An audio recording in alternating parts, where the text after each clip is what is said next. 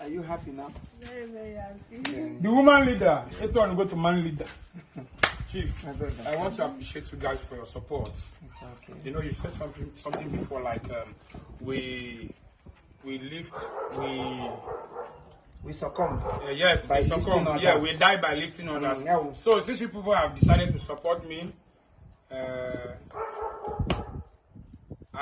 should I say?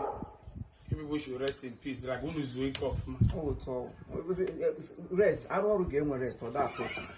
For the rest, my in peace, so my in peace. Even when they didn't do have peace. So come on, I want to rest. In peace. In peace, my brother. I go so quite Igbo now. Igbo Kaibo. I know.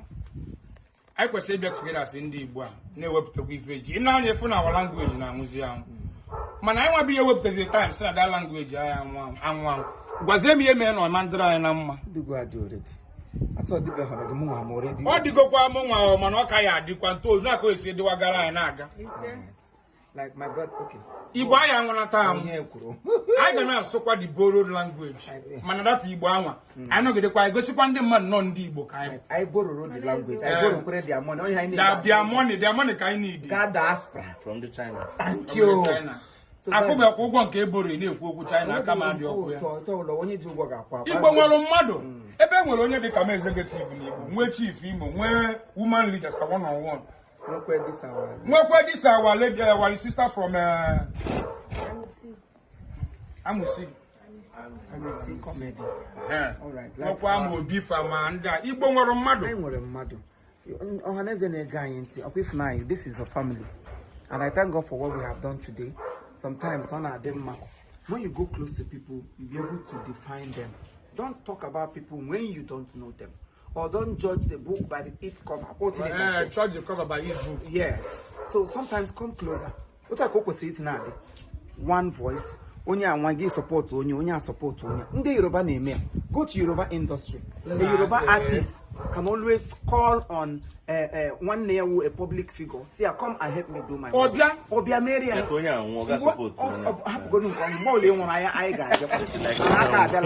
You know, support each other. But in our place, or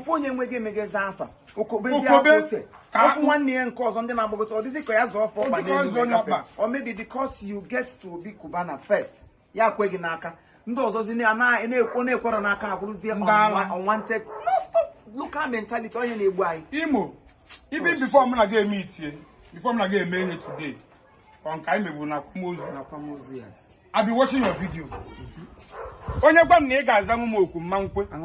Just like it's a one-on-one. And then double video with pride. Neginana. And to nobody email a guy, Mark Witch. As in no one can do. So when I email like those people, and take years we were artists. Igbo Okobelo guy. He post here. Come on, one nigga. Someone like it. Come on, like it. Or not, see, as if not, or may like Ota. A carrier. Trusting. That judge is not the like Nayar. Only what we're gonna account. Yeah. It's so what we are saying is what? We are all Igbos. He has something to say. Okay, how much now, bro? Voice, because now your normal voice. And I'm married.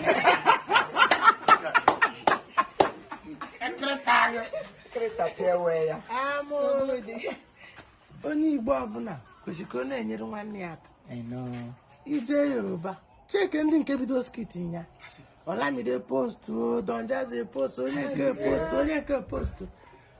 Mmadụ Igbo ne post go nke gị. Ọ post nke m. This year is wow.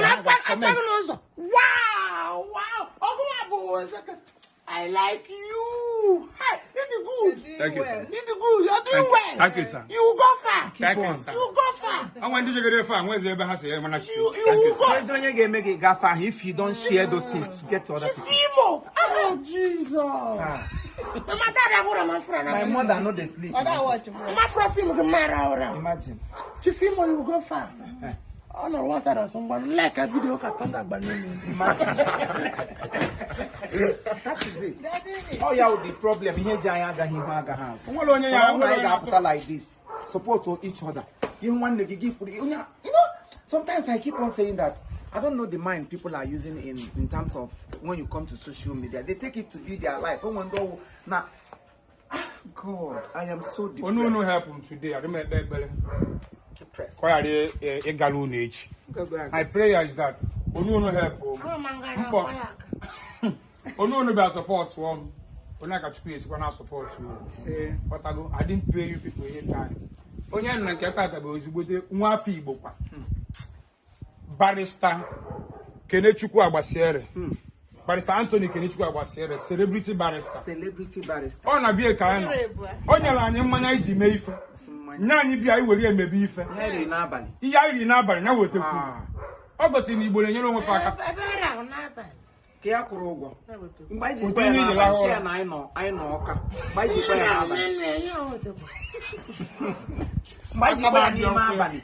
Also, the nwunye ya alarugo. Okpọwa the woman, she woke up around after 10 to 11.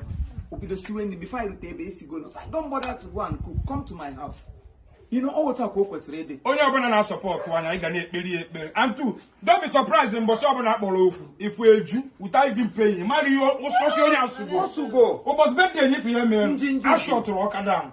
So go when I'm not for that day. But all of us we can. Ajakwa mana anọ m n'azụ ebe ndị ana m arụkwa bounce. No one day ha call me here. I'm na bansa na gate way. So ụmụnne m Igbo ga-adị nụ. Igbo ga-adị. One love. Thank you all. And while you are doing that, please support Humble Smith. Yes. Go and then download that song. Dance. That's Dance, tittled. Dance. By Humble Smith. It's part of lifting others. They download the one case one-on-one. It's a one-on-one. And we have something coming, August meeting. Yeah. With one-on-one. I got shocked right down. Very lucrative one. Very very very optimistic. very No, very